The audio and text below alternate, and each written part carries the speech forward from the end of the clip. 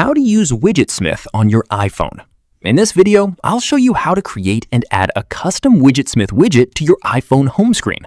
So make sure to like the video and subscribe for more quick iPhone tutorials.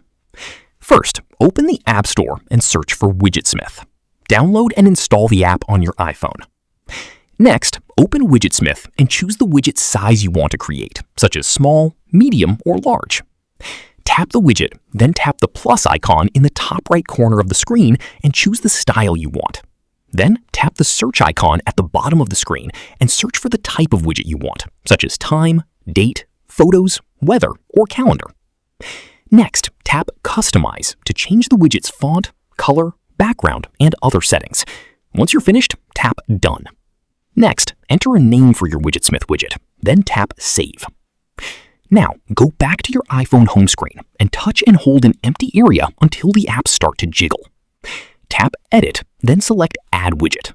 Search for Widgetsmith, choose the widget size you created, and tap Add Widget. Place the widget wherever you want on your home screen, then tap Done. And that's it. This is how you can use Widgetsmith to create and customize widgets on your iPhone.